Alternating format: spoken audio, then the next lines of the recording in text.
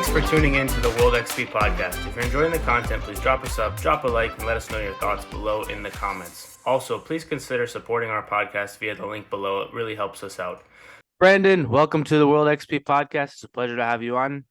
We've had several conversations, obviously, we've known each other for a little while, but we finally found the time to make it happen. How you doing? I'm doing pretty good. Just chilling out with the birds on a Sunday morning, Yeah, all good things. It's a nice, I don't know, it was hot yesterday. I think it'll probably be a hot one today as well, but that's all right. We'll make it work. So, for those, do you want to go ahead and do like a little introduction, and then we can jump right into it? Yeah. So I basically, when I was 17, I did about 8 years in the Army.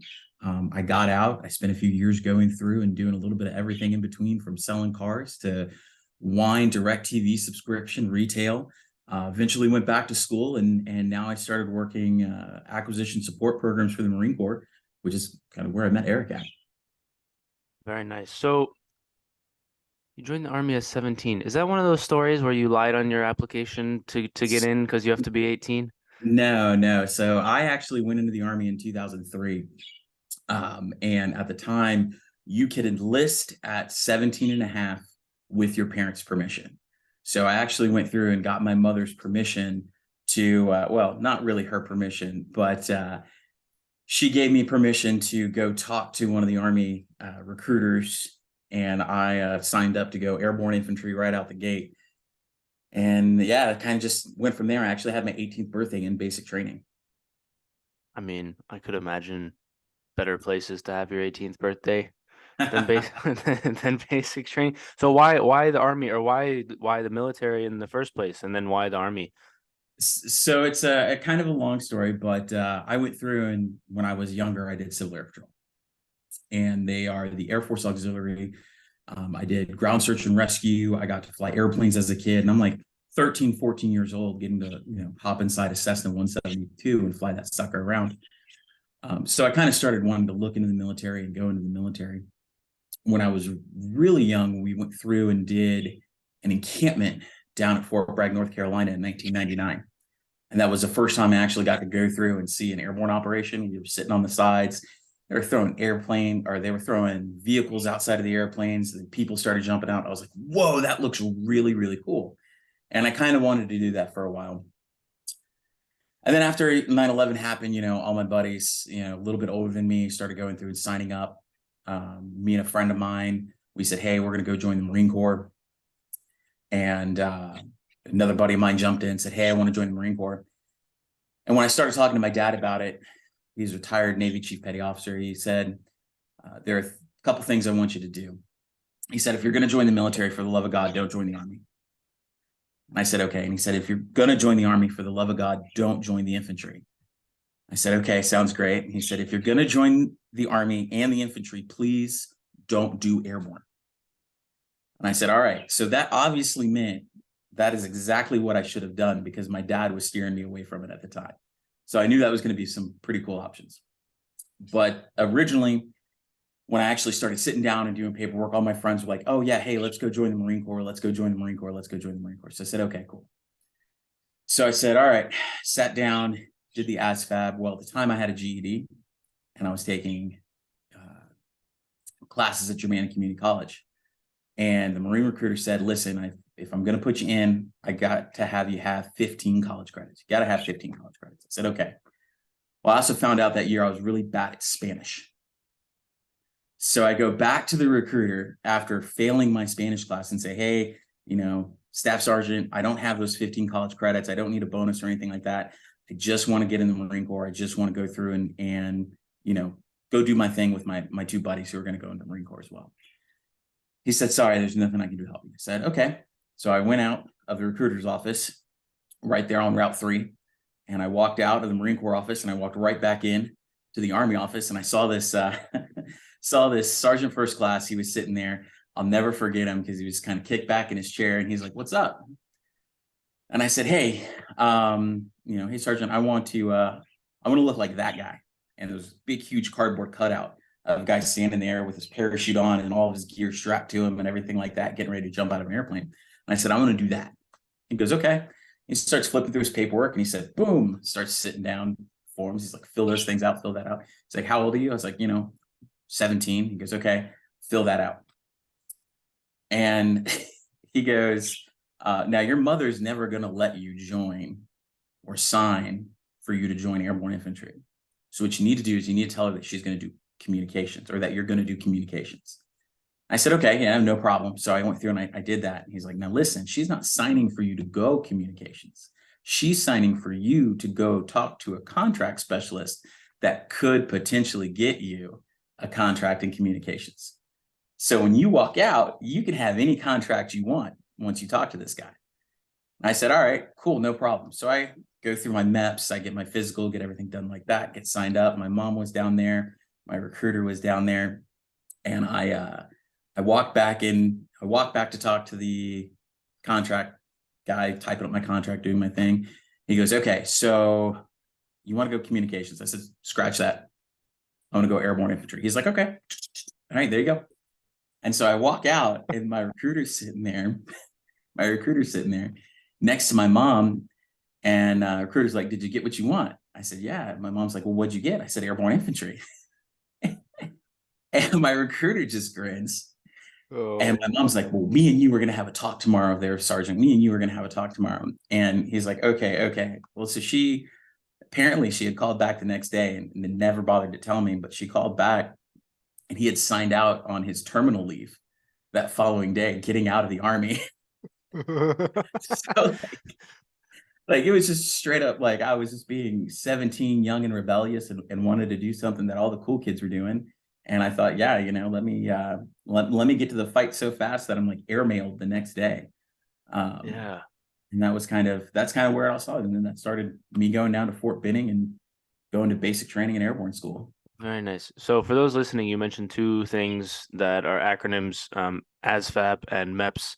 Can you describe those for the people listening that have no clue what that is? So the ASVAB is the Armed Services Vocational Aptitude Battery, if I remember correctly.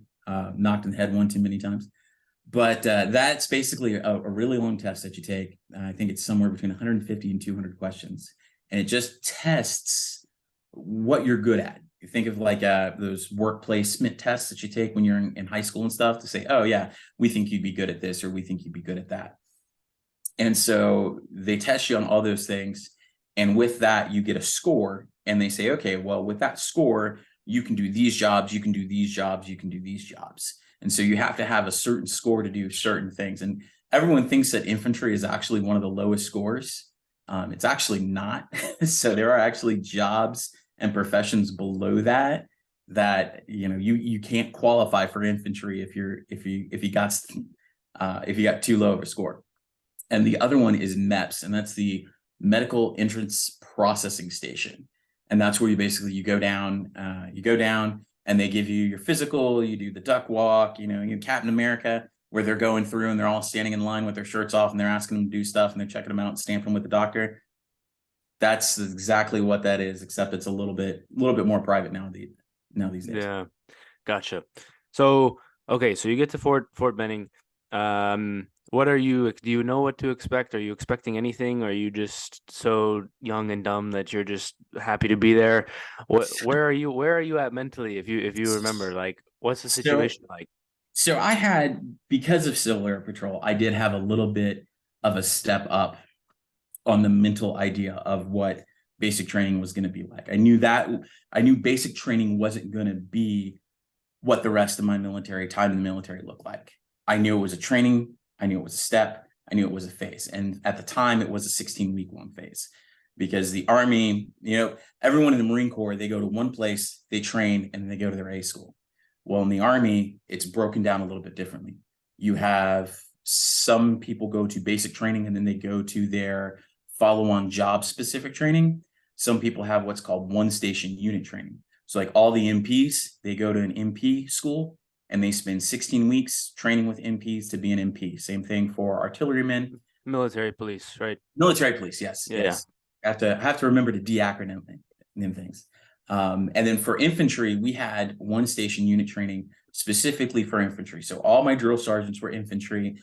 All of all the people that I interacted with on a daily basis, all the people who were teaching me things were infantry. So all of my skills were geared specifically to being an infantryman. And at the time, they were trying something new out. Our company actually had gotten stood up, and they specifically stuck everyone who had an airborne contract, a special forces contract, and a Ranger indoctrination process, a RIP contract, to in this one station unit, this basic training unit.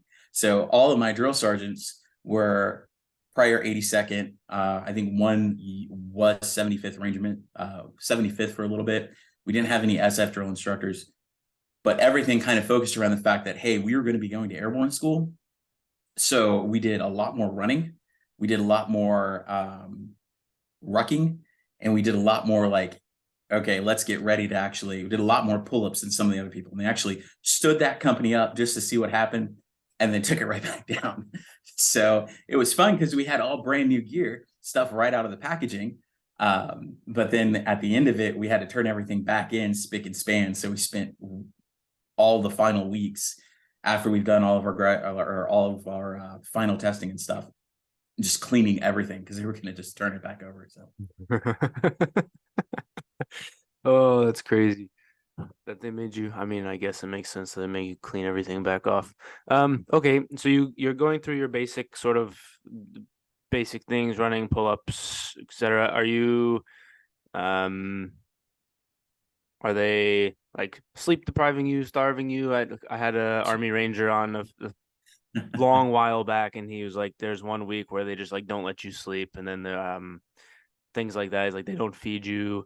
And then the other thing he said was in Ranger school, there's a lot of trade-offs where like maybe somebody is more physically fit, but they need a little help writing like a tactical plan, so people will help each other out. It's like somebody will carry an extra bag in exchange for some help on something else. And is that the case in as it goes throughout like basic training, or is that more specific to once you get into the specialized areas? So one of the things to keep in mind, like one, I never went to Ranger school. So I don't have that full, I know a lot of people went to Ranger school. I talked to them about it. I don't have that firsthand experience. Yeah, there were times where for someone coming in, basic training is a huge stretch of your limits. You're trying to go through, you're not getting as much sleep as you used to when you're a civilian. You're not getting as much time off as you are getting as a civilian. Now, again, things are different. When I was going in, we didn't have smartphones. The only way we could communicate with our families was letters and payphones. Now you get people who are making TikTok videos inside the barracks. So I can't really attest to what it is like now. But when you go through and you look at basic training for that time in my life, that was really hard. That was really tough aspect. Tough aspect. Yeah, we were going through and we were not sleeping. We were going through and saying, hey, yeah, building teamworks and building camaraderie. And at that time, you meet these people and you're like, yeah, we're going to be buddies forever. And then you move on and you get to your unit and then you go do something even harder. You wind up doing a deployment with people and those become like your new basic training buddies because you've kind of shared that kind of experience together. And when you have those advanced schools like special forces, Ranger school, some of the airborne school, not putting it on par with Ranger school or special forces, but those follow-on schools, you typically have people who are more seasoned in their career. So they're learning those ways and they already know some of those ways to say, hey, I'm a little tired. Can you take over? Hey, these are my strengths. These are my weaknesses. Whereas in basic training, you're all finding out what your weaknesses are together and your strengths are together. So it's kind of, yeah, it is a challenge. But I don't think it's one of those huge attrition rates that you see in like special forces or Rangers or SEALs or anything like that. So it's basic training, I believe, is something that most people could do if they set their minds to it. Interesting. Okay, so you get through basic training and it's hard, but it's okay, and you get through it. And then you go to airborne school after, or what's the timeline like after that? So, and also what's the mood like within basic training? Because when is it, early 2003? So this is early 2003. So 9/11 has just happened. 9/11 has just happened. Have we invaded Iraq? Afghanistan. Yeah. So we went through 9/11 happened in 2001. We invaded into Iraq earlier in 2002, if I remember, early 2000 or late 2002, 2003. Yeah. Interesting enough, the unit that I got assigned to, the 173rd, stationed out of Italy, had just done their jump into Iraq earlier in 2003. So I was in this unit that I was in this basic training thing that was like, hey, we're training airborne SF dudes and Ranger dudes, kids who are all wanting to go to these units. And they're like, guys, you have to understand your sixth jump could be a jump into a combat zone. So it was very much like, hey, we're getting out of basic training and no joke, within months, we could get orders and we could wind up being in Afghanistan, Iraq, or who only knows what. So we were all I'd say like a lot of us were very motivated, very much understanding that could be a possibility. So, you had a lot of people going through working out in their off time, studying things in their off time. It was one of those things where our drill sergeants always told us, like, you don't have the ability to be a novice anymore. If you pick up a weapon system, you need to know it in and out and upside down so that if something goes wrong with it, you can fix it. Whether it's in pitch black or day or underwater, you just don't know. So everyone had this kind of, well, most everyone, we did have some people go through and wash out, leave. Some people just go through and say, hey, this is not for them. We had one guy, man, I felt so bad for him. He got to basic training, started sending letters home, started not getting any responses home, went AWOL. Went AWOL one night, which is absent without leave, and then came back like 3 weeks later. And we're like, what on earth happened? Well, come to find out, his parents dropped him off, changed their address and left no forwarding address. What the hell? Everyone was like, are you serious, man? So, it was one of those things, like, the crazy things like that happen. So, and that's how we kind of took him in, and everyone kind of started helping him out a little bit more, and he made it through. I don't know what happened to him. I hope he's doing well, living his best life. But, we were all very under the impression that anything can happen. That sucks. Yeah. That's wild. Okay. So you get out of basic school, you're into airborne school, and they're like, hey, by the way, airborne school people, your sixth jump could be into combat zone, and everybody's like, hell yeah. Is that basically what happened? So, yeah, that's kind of the mentality that a lot of people had. Everyone was kind of like, yeah, hey, let's do this.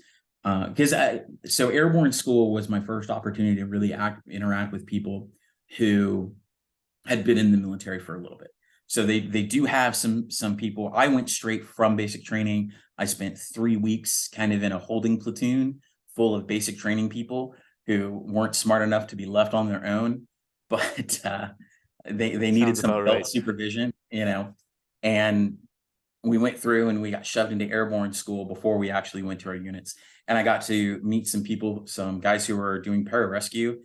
They were in the pararescue course, our pipeline, some people who were in the SEAL pipeline, people who were in the combat controller pipeline, people who had just gone through and gotten airborne school because they were re-enlisting, just people from all over different areas of the career. And it was really kind of awesome because I was like, okay, well, now I get this opportunity to talk to these people and be like, hey, what's life like on the outside? But you also had that kind of those culture clashes, like the SEAL guys that were like, hey, yeah, we're in the pipeline. We're like done this, that, and the other. They're like, oh yeah, hey, come hang out with us for a little bit. Hey, you want to do a workout? Yeah, sure. And they're like, all right, well, we're going to go do a 6-mile run. So do a 6-mile run. I'm like, all right, well, that was really good. They're like, no, that was just a warm up. Like, oh, okay, now we're going to go do some pull-ups. All right. So we're going to do 100 pull-ups. All right. So we break it into sets.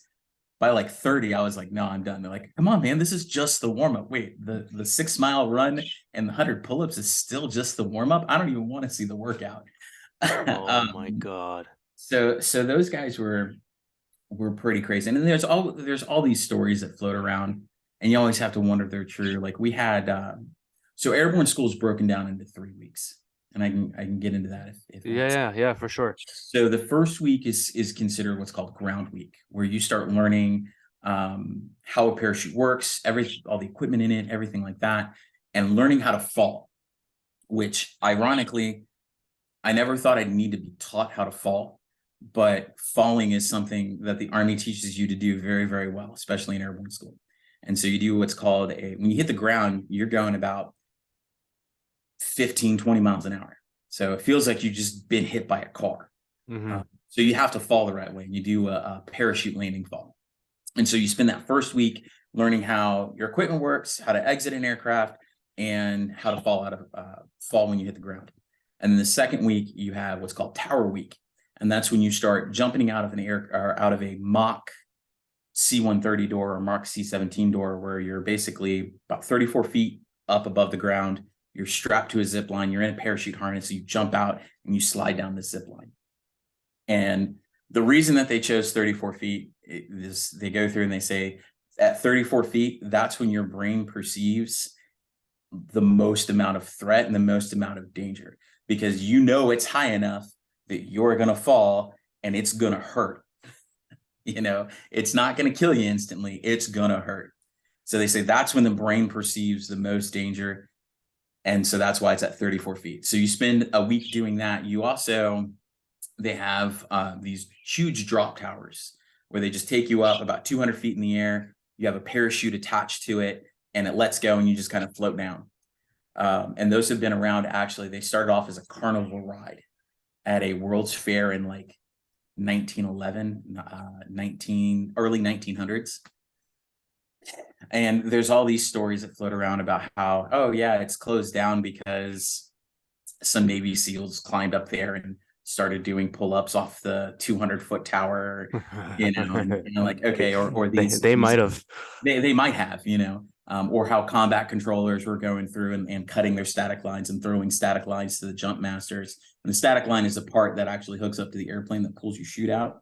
So they'd send a broken static line and then jump out and then pull their secondary chute for whatever. And stories like that always float around. I never saw any of that personally, but then the third week, sorry if I'm going all over. No, you're good. You're good. The TBI kicking in. But the third and final week is when you actually go through and you actually do your 5 jumps that certifies you as an Army parachutist. So you do your 5 jumps. You have 2 what's called Hollywood jumps, where you're not jumping with any combat equipment. And then you have 3, at the time we did 3 night jumps that were with combat equipment. And, the first time you go jumping out of an airplane is not the scariest time. It's the second time. The second time doing it, I like doing something that's by far probably the scariest, because you kind of know what to expect. I remember the first time I was going up out of the airplane. I'd gotten in the chute. I was all ready to go. I thought I was going to knock this out of the park. I'm like going down the line. I pass off my static line and I turn, I line up in the door and I just kind of freeze and I just stop. And I'm like, oh God. Okay. Because I did all the things I wasn't supposed to do. I looked straight down at the ground. I was like, yeah, this is going to happen. And the jump master's like, go. And I'm like, I did like this little teeny tiny hop. And he's like, go. And I did another little teeny tiny hop again. And he's like, go. And when I did that final teeny tiny hop, he kicked me and I just felt straight forward. And I was like, oh man. And of course, because that happened, my feet got sent pointed straight back at the airplane. And I could have swore I saw the jump master being like, bye, hanging out the side of it. Probably. So, and then the second time I was going up there, I did more like this little shuffle kind of towards the door and actually got sucked out of the airplane, because when you get in a C-130, the way the air comes over the door, it actually creates this little lip where if you get close enough to it, it'll just suck you right out. So after the second time, I was pretty good. I started having some pretty good exits afterwards. I was like, all right, so run up to the door, jump out of it, because after you get out of it, you get out of the airplane, you get like this 4-second little free fall. Your chute opens up, the plane's flying away. It's like totally quiet. you're hearing the stretches of the P cord, or the 550 cord that's attached to your parachute. You're hearing people hit the ground. You've got just enough time to go like, oh man, this is actually really cool, especially at night or like just in the morning when there's like sunrise or sunset. You're like, wow, this is really cool. Oh, wow, I need to do something before I land. And then you get into your position to land, and then you just wham into the ground, and you lay there for a second and you catch your breath. So That's wild. it's How are a you how are you supposed to fall properly when they teach you? so when you fall, what you're aiming for is you want the balls, you basically you pull yourself into a position where you're kind of shaped a little bit like a banana. You keep your feet and knees together.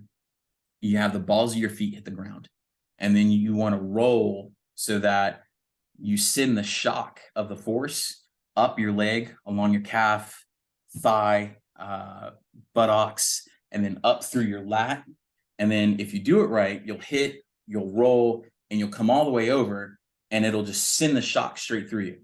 So you're actually hitting and rolling sideways. Yeah, you want to try to go for that sideways angle, so that you're not like trying to absorb all the impact on your feet, so that you can go through and be up and moving quickly to get to the fight, your rally point, and everything like that. And I think a lot of people, when they think jumping out of an airplane, they think skydiving. And that's when you have a different style chute, the big arch chute with the things, and you steer and you flare out and you land kind of nicely. The chutes we were jumping, they were called was it the Dash 10? Yeah, there was the Dash 10. It's just this big round chute. You don't really have any way to steer it. And the only way that you go through and you make it move is you actually pull the chute down some, which is why we did all the pull-ups. You pull down on the chute, and that causes air to spill out the other side of the chute and kind of gently pushes you along, kind of like a giant jellyfish. So Yeah, that's crazy. So it's not, you don't have as much control, I guess, then. I mean, you do to a certain extent, but also, well, I guess you don't want to be seen by things, so no bright colors and the rest of it. yeah, so the idea is that there's not a lot of bright colors to it. There's not a lot of the brightest color on your parachute that we had was the pull cord. The pull Hmm. cord was a dark red or a red color, so that you Yeah. could find it at night if you needed to. Um, and yeah, I mean, it was the idea is to get you to the ground as quickly as possible, with little to no injury. Little to no. Yeah. Okay, so you do your 5 jumps and you get sucked out of the plane, and so now you are officially what, not licensed, you graduate airborne school. So yeah, so I graduated airborne school. And we actually did what's called port call. And port call is when they go through and they basically say, hey, if you're going overseas, you need to go through and you need to report. I'm like, okay, cool. And you find out all your port call information, where you're flying out of, where you're going to, all your orders and things like that. Now, I first got my orders when I was in my basic training, and my orders were to go to the 173rd in Italy. And I was like, man, I don't want to go to Italy. I wanted to go to the 82nd Airborne Division, the really like the poster child for like cool Army stuff. Yeah. And so I remember I actually went to my drill sergeant. I said, hey, drill sergeant, I want to volunteer. I don't want like my orders. What can I do to get out of my orders and maybe go someplace else? Can I volunteer for Ranger? Can I volunteer for this? And by the way, I was in much better shape than I am right now. Can I volunteer for any of these things? And he's like, well, I was sitting in his office. He was across the office, and he's like, well, where are your orders to there, son? And I said, Italy, drill sergeant. And he came up out of his chair and he popped me over the back of the head so quick. And I was like, oh my God, what happened? Because, everyone hears stories of like drill sergeants, knocking people senseless. And at this time, our drill sergeants are really scary people, but we've never just seen them like flat out cold cock someone. But he smacked me upside the head like I was his kid. And he's like, listen here, kid. He's like, go to Italy, have fun, and you'll be good to go. He's like, Ranger school's not going anywhere. Special Forces school aren't going anywhere. There are people who spend their entire careers trying to get an overseas duty station. Go to Italy, have fun. I said, all right. Then my orders changed to go to Fort Bragg when I first got to airborne school. So in my ground week, I got new orders to go to Fort Bragg. And I was like, okay, cool, I can live with that. And then they started calling off names for port call for all these people going overseas. And they're like, going down the list, Anderson, Michaels, and they go, White, Anthony. And I'm like, okay. And then a White, Brandon, 6295. I'm like, okay, my line number. All right. Well, so I go running up there. I'm like, all right, what's going on here? And they're going down the line. They start saying, like the first person, they're like, Korea. Like this entire line of probably about 20 people was getting sent to Korea. And they got to me and he goes, White, Korea. And he's like, wait a minute. Are you White Anthony or White Brandon? I said, I'm White Brandon. He goes, oh, White Anthony, Korea. White Brandon, you're going to Italy. Korea, all down the line. So like, all right, well, that's it. I'm like, line of about 19 dudes just turns and looks at me who all got sent to Korea. They're just mad because I'm actually going to Italy. So I got that port call and then headed to Italy a few months later. How was Italy? Was there a gap time? You said a few months later you went. So what did you do in the meantime? Or it was actually probably a few weeks. I know I went home on leave for a little bit, and then I went to Italy a couple weeks later after my transitional leave, and then showed up at my duty station. I actually showed up at my duty station when the entire rest of the unit was on their post-deployment leave. So when everyone came back from their post-deployment leave, I was like this super new guy who hadn't been around for any of the deployment they had just gotten back from. Yeah. Oh, so how was Italy then? So you spend the first couple of weeks as the only guy in there, and what are you doing in that time? So I wish I had spent more time actually listening to people and traveling and seeing some more of the sites and doing some more of the things. But I mean, I was doing what any 18-year-old, 19-year-old would do in a country that you could drink and go to clubs and all those things. I did do some sightseeing and some touristy stuff. I went to Rome, saw some of those things, took advantage of some of the MWR trips, morale, welfare, and recreation. They host different trips to from rock climbing to bicycling. But a lot of what I did was a lot of in my time off, just kind of hanging out with the guys, whatever club we went to, whatever bar we went to, whatever thing we kind of decided to do that weekend, whether it was go to Rome, go to Jesolo Beach, some of the places around there. And then at work, as an infantry guy, you woke up in the morning, you clean whatever it is that needed cleaning for the day. And then you practiced whatever technique, drill, anything like that came up or was on the rotation for training. Physical fitness, we do combatives, we do weight training, we do running. And so being in Italy, our base was small. If you wanted to run 5 miles, you had to do 2 laps around the base. That's how small it was. So we would actually, every few months, we would go up to Germany for 2 or 3 weeks. And that's where we would do all of our actual maneuver training and live fire exercises and shoot houses and all those other things. Again, I don't know how big the base is now over there because it's been almost 2 decades since I've been there. Yeah. But this was around 2004 when I actually got into Italy, and we were there. I was in Italy for about 3 months before we came down on orders to say, hey, we're going to go to Afghanistan in 2005. And we were going to do a year deployment in 2005, from 2005 to 2006. and be in Afghanistan. So Gotcha. So all these guys had this, they were going to go on their second deployment then.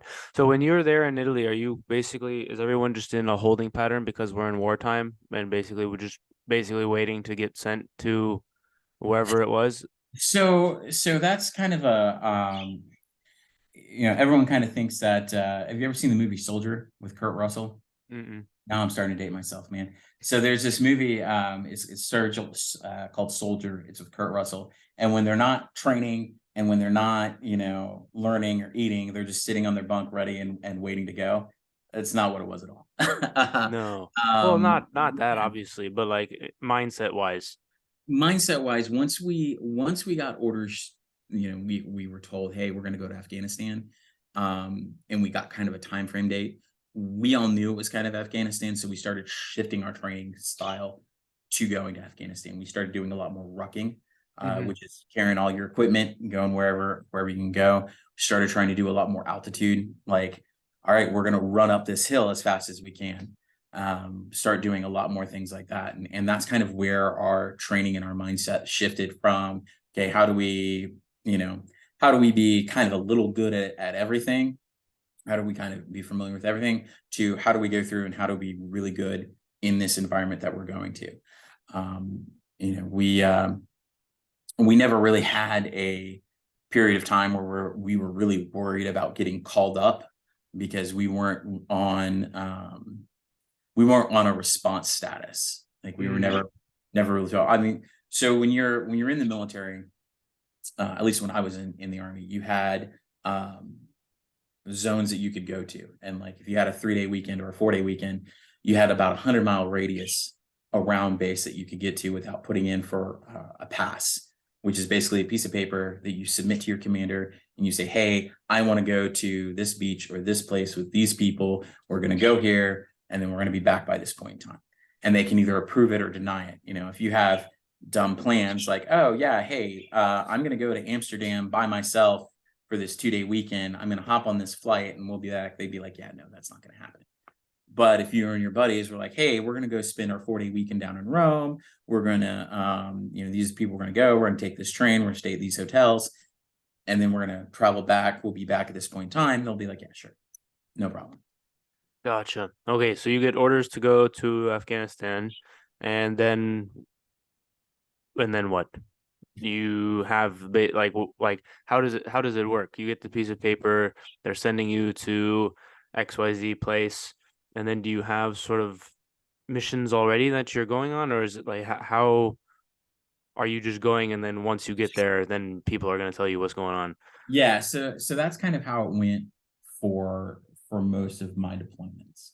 Was, we know we're going to go there, we're going to figure out what's going on there, and then we're going to figure out what we need to do. So just like, and what's cool is I didn't really realize that's what we were doing at the time, but a lot of the things that I learned later on after I got out of the Army and I started going to school and I started learning about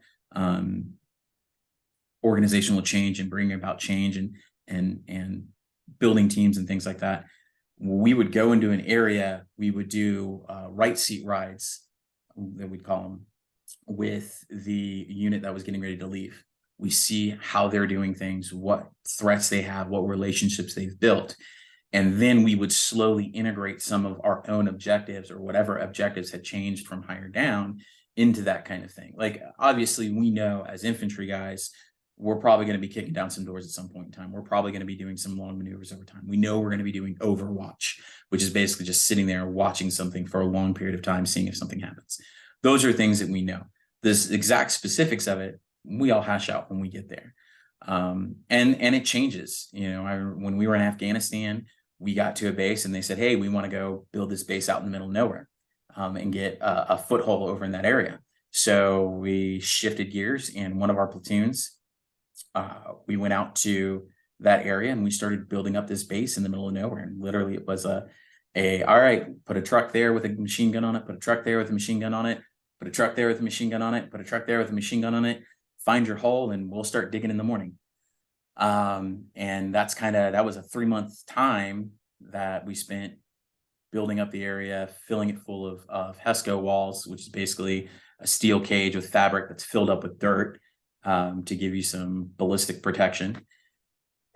And we spent about 3 months doing that. And it's like, okay, hey, we've got this place established. We've got this built. Now we're going to start rotating people out through it. Now we need to come back to this one area and we need to work on this other project. One of the other projects that was going on at the time is one of the towns wanted to build a road, like a cobblestone road. And we actually taught the locals how to build a cobblestone road with the materials that they had available, not provided by the US military, so that they could go through and they could actually increase traffic in and out of this area, so that they could start moving commerce, so that they could actually increase the traffic in the area and increase just everything going on in the area.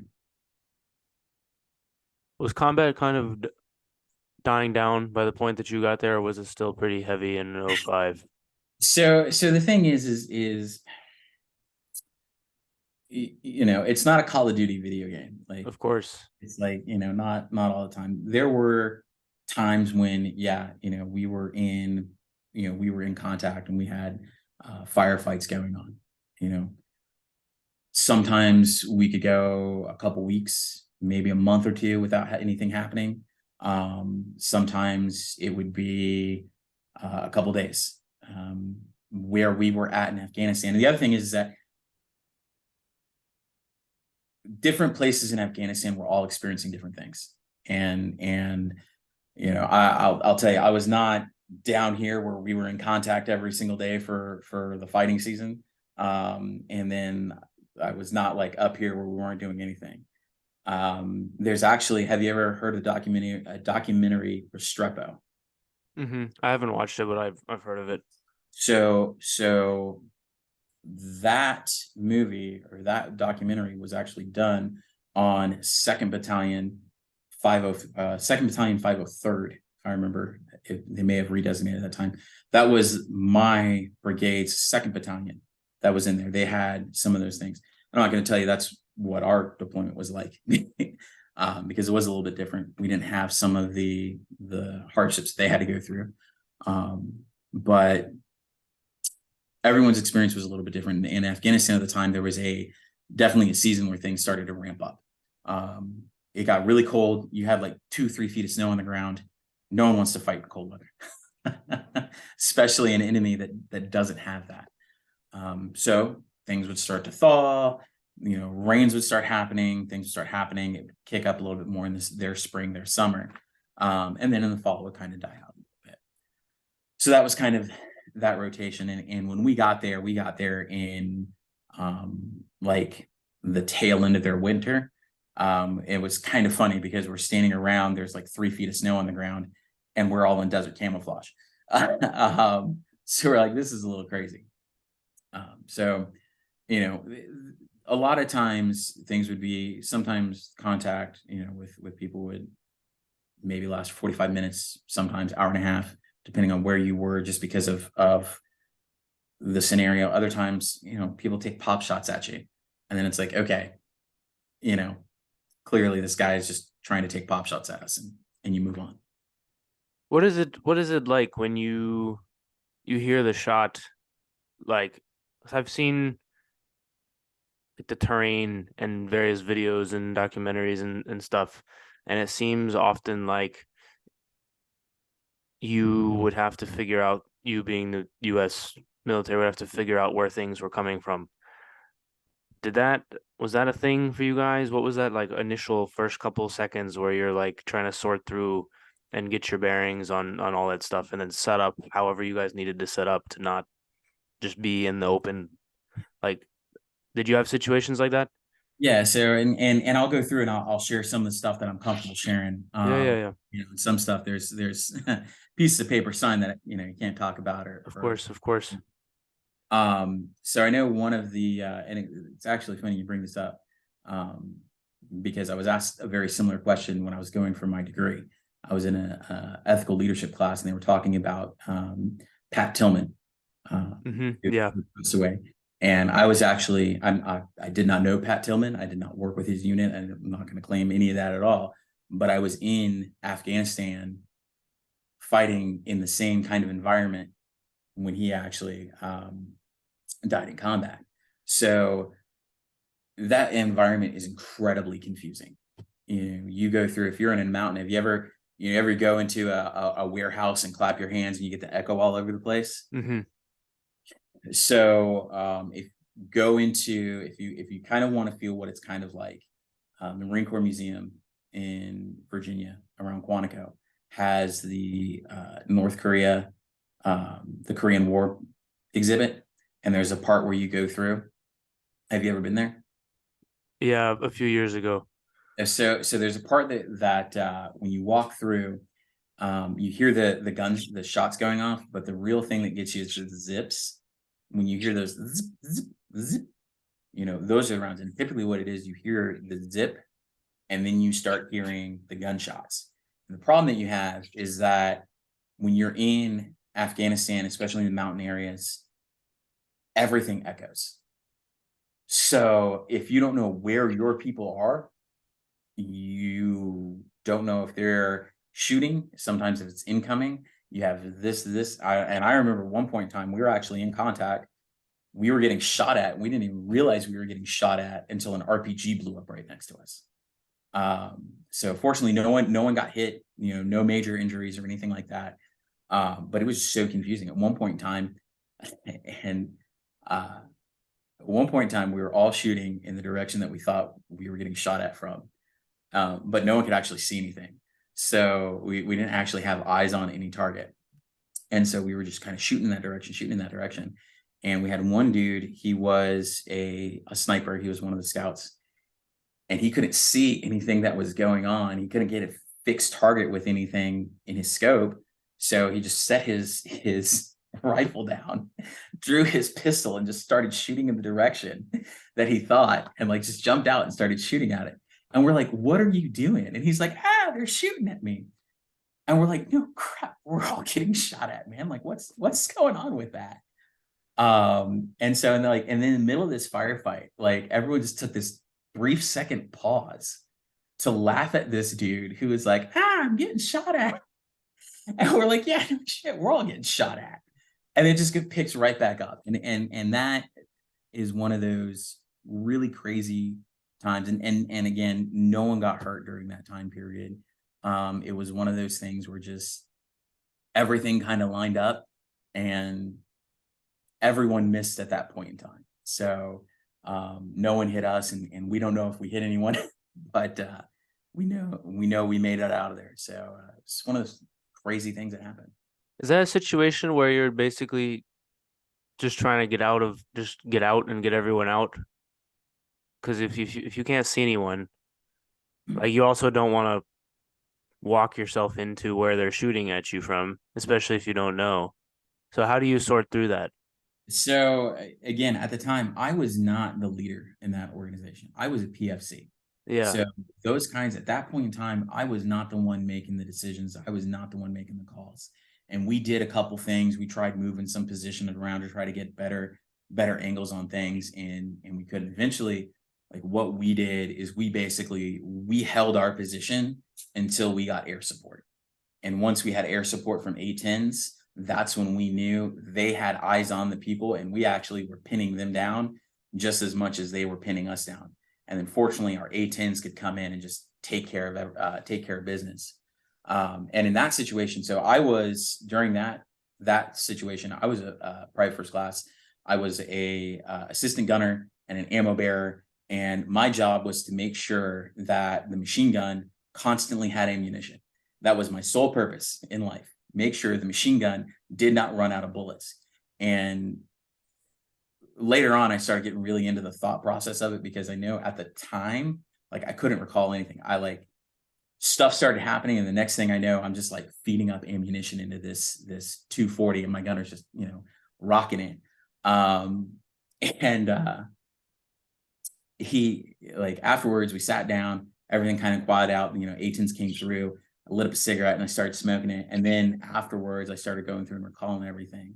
And there was I read some articles and stuff on it, and like your brain actually shuts down in those kinds of situations. and starts just reverting back to your basic level of training. So at that point in time, my training for that time was follow instructions from my platoon sergeant and my squad leader, my NCOs, and get ammo into the machine gun. And for some reason, that actually transferred over to me just getting ammo to anyone. And when people started going through and being like, "Yo, hey, I'm low on ammunition in my M4," I started flinging extra magazines that we actually had from the truck over at them. Be like, "Yeah, you know." And by the time it was all said and done, I realized the only ammunition I had left was the ammunition in my rifle. I had flung ammunition to everyone else who was actually going through and laying down suppressive fire. And I never even fired a single shot because my job was to feed ammunition into the machine gun and keep the gunner having that ammunition. And, you know, I focused in on that. And that was one of those things where, you know, everyone else's job was to do something different, and each person focused on their job. And that's really the whole way that we were able to make out of it. You're the Oprah of ammo. Yeah, you get a magazine. Get a magazine. Yeah. The Oprah of ammo. That's never heard that one before. That was kind of funny. I do my best. Okay, so you're there for what, a year? How many times, or how many deployments did you have? So I went to Afghanistan from 05 to 06, and then I got back from Italy. I married a girl and then got divorced, or started the divorce process like a couple weeks later. It was very, very terrible. Well, not terrible, just not the best. But did that. And then when I got back from the Afghanistan deployment, I got orders to go to Fort Bragg. And then at Fort Bragg, I went through, got there, spent a few months transitioning in, and then redeployed to Iraq from 06 to 07. And in 07 is when I got hit by an IED and improvised explosive device. My vehicle was hit by an IED. I was medevaced out, and then we redeployed. I was back in country, well, back in the United States from 07 to 08. Yeah, and then from 08 until 09, I believe it was 08 to 09, I was back in Iraq. So in total, I did 3 deployments, 2 to Iraq, 1 to Afghanistan. How different was Iraq to Afghanistan? Completely different. Yeah. It was like 9 days. So when we were in Afghanistan, a lot of times we were doing missions that would last for days at a time. We would go through and we were in very mountainous, wooded environments. Very little. The towns that we came across, typically 1-story mud huts, maybe a 2-story structure, and we did a lot of packing things on our back and being there for, you know, being out for like a week at a time. When we got to Iraq, a lot of IEDs, a lot of flat open terrain, not a lot of position to maneuver people around covertly. So our missions got a lot shorter, maybe 24, 48 hours, depending on where. And this is just where we were, not how everything was in the entire rest of the area. Right. So our mission duration got a lot shorter, and how we moved and operated was a lot different. We did a lot of moving in helicopters and a lot of moving in vehicles to do short operations with very specific intents. And then my last deployment, we were actually in Baghdad around Sadr City. So missions became even way shorter. Typically, you know, we would go through, we would say, hey, we're going to go do Overwatch. I think one of the longest missions we were on was for 48 hours. And basically we infiltrated into a building. We sat up and we watched another building for about 2 days, and then we exfilled out of it. Mm-hmm. So.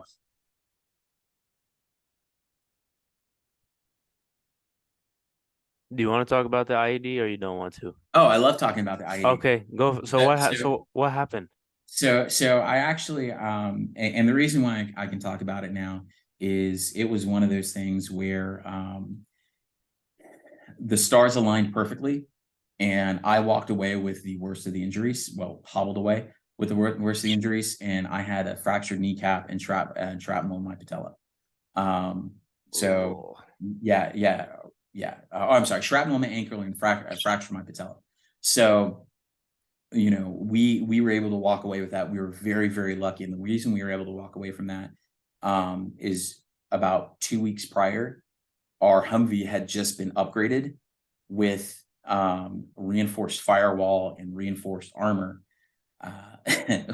which is pretty much the reason that we were able to go through and survive that explosion. So basically, it's absolutely crazy day. So when I was there was the whole surge getting ready to happen. Okay.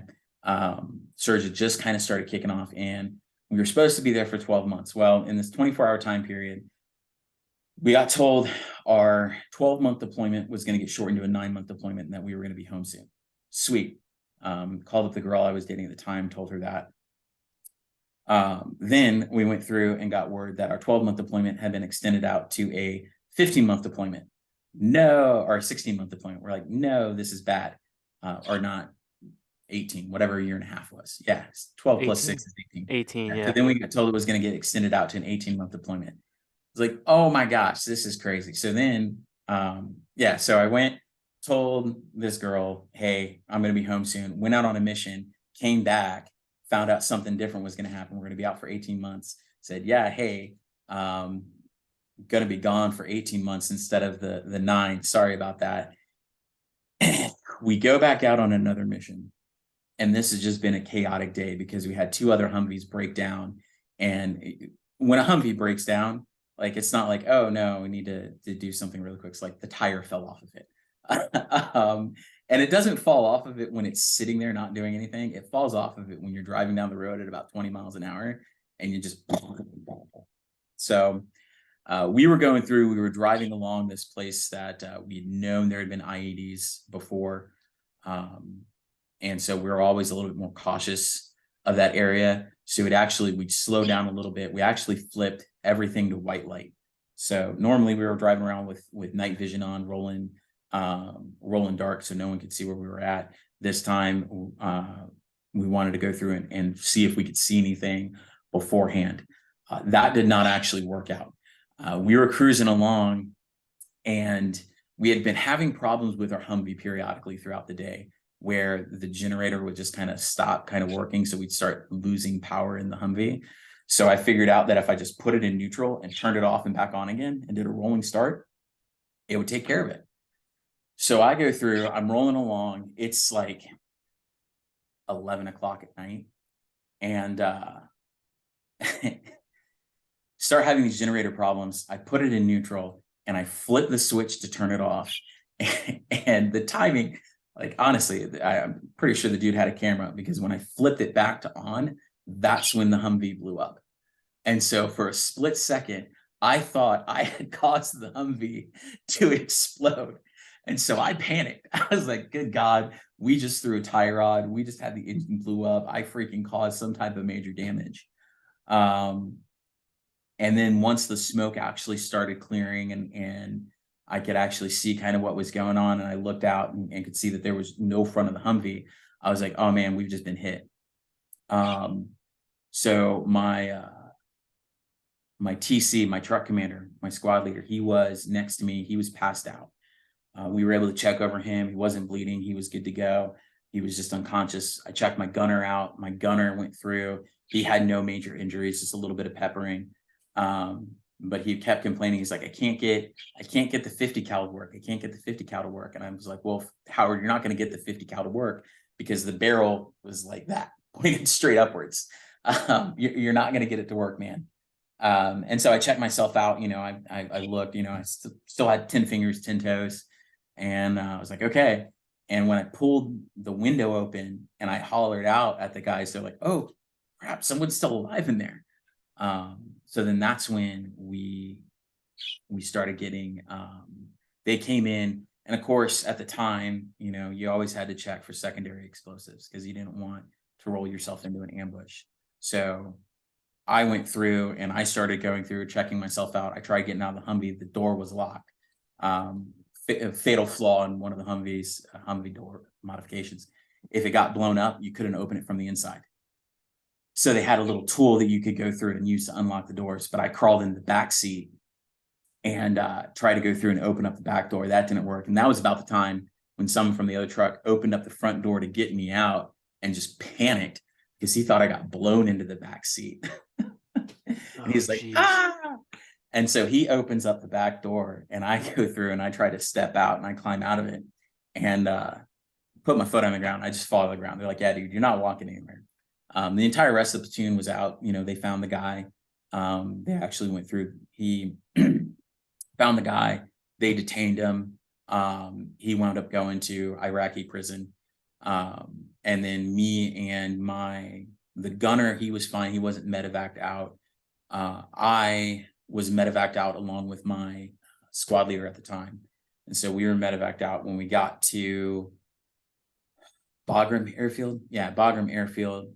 I got moved over to Germany because I was having problems walking.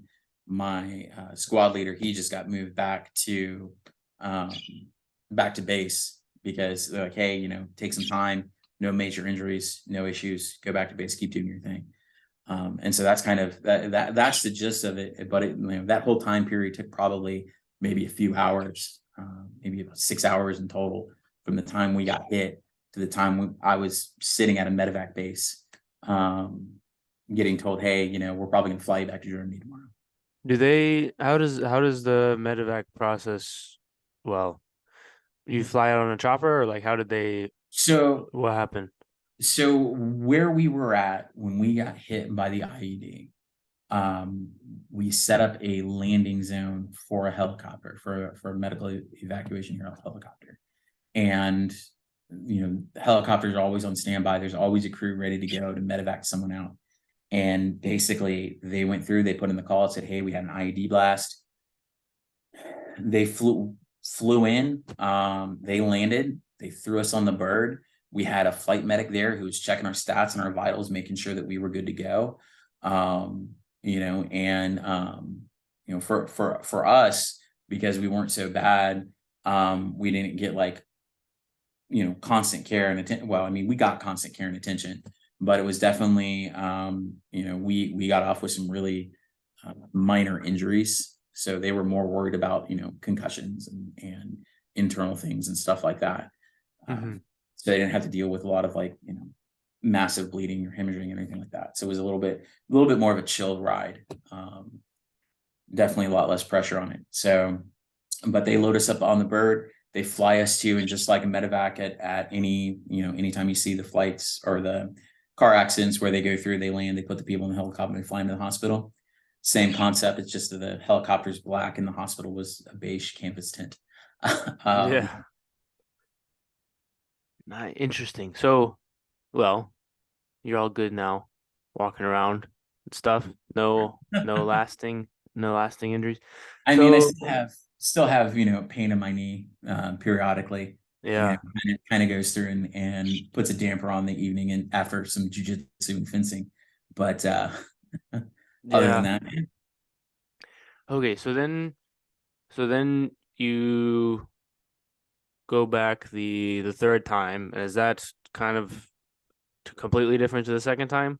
Yeah, I mean, again, so we were in a more rural area on the second time. On the third time, we were in downtown Baghdad, and that was, I mean, that was a really crazy kind of event. We were actually, so the artillery unit was assigned an area to their area of operation, and they wanted infantry people to kind of help support them in doing infantry things. Not saying that artillerymen are bad fighters or anything like that. It's just, you know, artillerymen are trained to shoot artillery. Infantry guys are trained to kick down doors, and you know, it's kind of like you know, shooter first, artillery second. Like, yeah, our first job was kicking down doors and taking care of things. So we were kind of augmenting some of these this artillery battalion. So they had a platoon of some infantry guys, some artillery guys, had one combat weatherman there. It's really weird. It's like, yeah, it's Iraq. The weather's hot. or the weather is not so hot. There might be some rain. So he really wasn't doing too much. But we wound up being the main effort for that artillery battalion, and we were almost constantly on the move. We were constantly going from different base to different place. If they were like, oh yeah, hey, we need to go get this dude, we're like, okay, well, I guess we're gonna go get that dude. And of course, because it was in Baghdad, it was an urban environment versus a really rural environment. And it was just a much different kind of fight. Yeah. Did you ever go in and clear out a building, kick down a door, be it in that situation? Oh yeah. So I mean, what is that like? Like because you have, I would imagine you get some sort of intel on who's there and kind of what the situation is, of course. Like they're not going to send you in blind. But at the same time, you're about to turn the corner, you're about to kick down the door, and you was like, what in your head, what is it like? Or are you just in so autopilot? so again, in those situations, like, and this is where you have, and again, I was E4 specialist white kicking down doors in Afghanistan. I'm not a FBI hostage rescue or ranger or anything like that. Yeah. I got to train with some of those guys. So, you know, there are guys out there who are way better at that stuff than I am. But for me personally, like, you get to a point where you've trained with your guys and you've done so much of it that the difference between doing it for real and doing it in training it's just a different colored door. You get up and you start going through the motions, you start doing what you've rehearsed. You just kind of, like you said, switch into autopilot and do what it is you have to do and respond to those scenarios and those actions. And I've had really low dynamic entry doors where, hey, we go through, we throw down the door, we come in there and we're like, oh, surprise, we're here. And then we, been in situations like, yeah, no, we're not going to go through that door because there are too many people shooting out of it. That would be a bad move.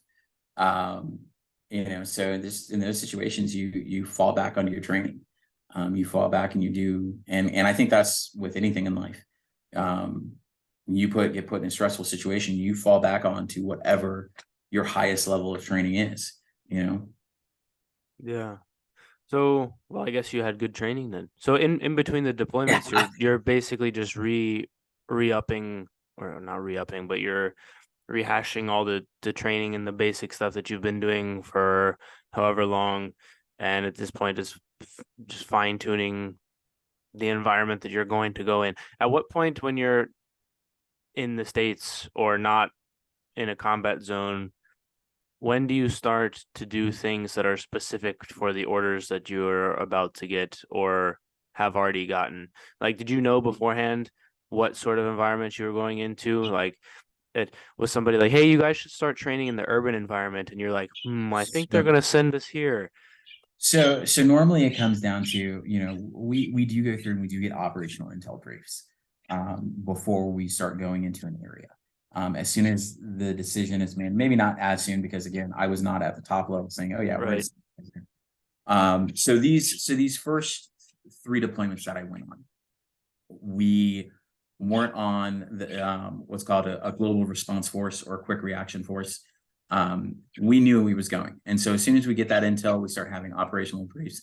If the bird starts bothering you, let me know. I can. No, you're good. You're good. We start getting those operational and those intel briefs and those things like that, and we start kind of saying, okay, well, let's start going through and doing a little bit more of this, a little bit more of that, not abandoning any of our other skills, just kind of going into some of the other ones. And that was kind of say, hey, we know we're going into this area. Let's study this area. Let's learn this area. Let's look at maps of this area so that when we say, hey, we know we're going to be in this area, this is the most predominant feature. That way, should everything go kaput, I know just from the operational environment and the things that we've studied, I'm kind of in this area and I can get back to where it is I need to be. So that starts happening pretty much once they've gone through and they've said, hey, this is where we're going to send people. This is what they need to know to be functional in that area. And that could be, depending on the thing, 6 months out. When I showed up to the 82nd, coming from the 173rd, they already knew they were getting ready to deploy. So they had already been starting to do those things. Now, when I got back from my third deployment, I got moved to a brigade level, which is, so the idea is that units are broken down into brigade combat teams, and they have brigades, battalions, companies, platoons, squads. I got moved to a operations section that supported our brigade level operations. And we went through and got put on, or were told we were going to go onto a global response force status, which means we were going to get back to what the 82nd Airborne's mission is, which is being ready to leave at a moment's notice to get dropped into wherever to go do whatever. And so that's when that training kind of switched over to say, hey, we're going to kind of get away from the idea that we're going to be hiking the mountains of Afghanistan, or get away from the idea of we're going to be rolling through the deserts of Iraq, and we're going to start training to jump in and secure airfields for follow-on forces to come in. And I got to see that at a much higher level because I was working in brigade operations and working in the operational battle centers and seeing the risk board move, as you would kind of say. That kind of planning and that kind of foresight. So Gotcha. Does that kind of answer what you were going for? It does. Yeah, it does. It does. It's interesting because when you are at the lower levels, you'd have no idea what the people are thinking for various things, and you just kind of hear things and they're like, hey, do this, and then you have no idea why, you're just doing stuff. So you finish your third deployment and you're at the brigade level, and then at what point did you decide to, so how long are you doing stuff at the brigade, like the risk board? So at the brigade level, I was about 2 years. So we got back, I guess I must have gotten back in 09 to 010. So I got out in 2012. Yeah. I got moved to the brigade section at the early start of 2010. 2011. Yeah, early start of 2011. So year and a half, maybe. That doesn't sound right. I'd have to pull up my records. So about a year and a half, maybe 2 years at brigade operations, going through and just seeing that kind of level of how are we planning these massive brigade movements? How are we moving people? How are we going to get from point A to point B to point C and get everything done? Sitting around listening to people plan and actually being able to say, hey, sir, maybe that's not the best idea. Maybe there's another operation or another way we could go about doing that. And one of my biggest things, and this is where I had such a hard time finding work when I got out. I was an E4 in brigade operations level. After I got hurt, I had a hard time running. And so my PT score kind of dropped down, and I was always right at that point where it's like, okay, you're not really failing your PT test, but you're not where we want it to be to make you an E5. So when I got moved to this brigade operations section, I started going through and being responsible for the setup, maintenance, and managing of the Tactical Operations Center, which is basically this big tent, the generators, the computers, the radios, and everything. And so what my job was is when the sergeant major was like, hey, I want to set this operations center up here, I would be like, okay, this is what we need to do it. And this is how we're going to do it, and how to plan all of that stuff out, saying, hey, first we got to do this, first we got to do that, and then we got to do that. And okay, we're going to move it. Well, we need to do this. We need to break everything down, move it up. You're going to do this. You're going to do that. And as an E4, directing like all these different people, who some were above my pay grade, some were below my pay grade, it was crazy. Like I should not have been doing that. It was just one of those things I kind of fell into.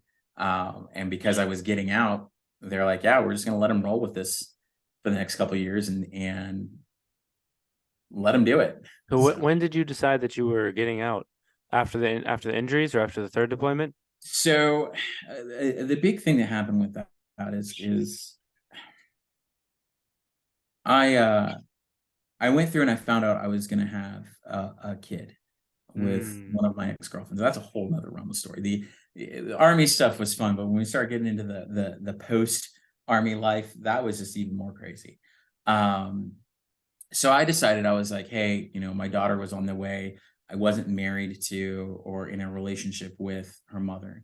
And I was like, you know what? I want to be there for my kid. I didn't want to have her growing up, and I tell now my three stepchildren as well. I was like, you can be mad at me for every reason in the world, but it won't be because I wasn't there. yeah. So found out my ex-girlfriend was pregnant and was going to have this baby. She actually was in a relationship with a woman, and was getting ready to marry a woman. Um, It but sounds like Friends. yeah, so it was Ross off of Friends. Yeah. And I was like, you know what? I want to make sure I'm there for my kid. So I had the opportunity to like, listen, you can re-enlist. There's a couple people who want you up at division level, or you can get out of the army. And I said, you know what? I'm not going to re-enlist. I'm going to get out of the army. I'm going to move back home. And in retrospect, um, yeah, I think it was the best decision I could have made, knowing where I'm at right now. But at the time, it made absolutely no sense because I was getting out of the army. I had no place to live. Like my house was going to get foreclosed on because I didn't have any type of income because I was getting out of the army and my income was going to go away. All I had was a GED. I didn't have a high school diploma. I didn't have any college work. Didn't have a security clearance either. So I was just How did you not have one? so it's just one of those. By the time they realized I should have had a security clearance, I was so close to getting out that I wouldn't have, if I had put in for it, I wouldn't have been around long enough to justify or to even make it through the security clearance process. That doesn't even, I mean, I understand the words that you're saying, Yeah. but how somebody messed that up? I mean, okay, well, that's all right. That's a different story for a different And day. yeah, yeah. It's a different story for a different day. And sometimes things fall through the cracks. Yeah. All right. But I mean, honestly, though, if I had a security clearance and I'd fallen onto some other job, I'd have probably wound up on a different career path. But you know, getting out and not having those things eventually led me to saying, yeah, I need to make some changes in my life in order to actually be able to support my daughter and then my wife and the three kids that, and are my stepkids, my blended family. So it all worked out. Yeah. Yeah, for sure. And last sort of question before we wrap up, how big of an adjustment was it to go from military to civilian life for you? That so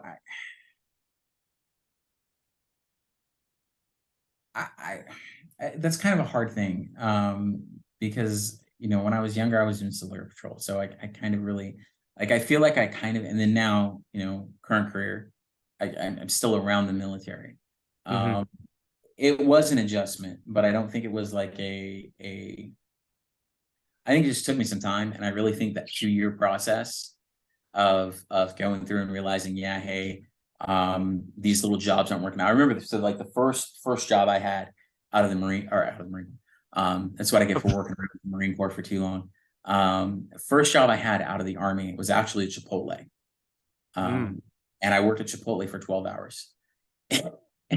And that's it. Only that's it. 12 hours. Only 12 hours. They scheduled me Uh, for a double shift my first day. And I got really good at throwing burrito. I know how to make their chips.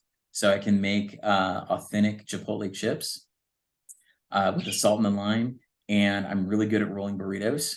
I try to learn those skills quickly. But they scheduled me for a double my first day. And then they're like, hey, come back and in the morning and we'll keep rolling with this. I said, okay. So I showed up in the morning and there was just this mountain of stuff. And the guy's like, all right, go ahead and start putting it up. And I'm like, Nah, man. I actually took my shirt off and my hat off in the store, and I handed it to the dude. And I said, "This just ain't for me." Um, he's like, "Okay." And so I'll go walking out of the store with no shirt on and being like, "Yeah." And that was kind of like, yeah, if I'm not comfortable with something, I have the opportunity to say no, which was not an opportunity or a luxury I had in the Army. And that was kind of like the biggest kind of um, change that I had to go with. Interesting. Well, that's a hell of a way to end this. We've been chatting for an hour and a half already. Time's Yeah, flown. I appreciate the time. I know you got birds to take care of and yeah. other things. Any last nickels before we get out of here? Not that I can think of. If you ever want me to come back and show you the second half of the story of the following years of the Army, um, I'd be more than happy to. Yeah, for sure. We'll get you back on at some point, 100%. All right, guys, we'll see you for the next one. Peace.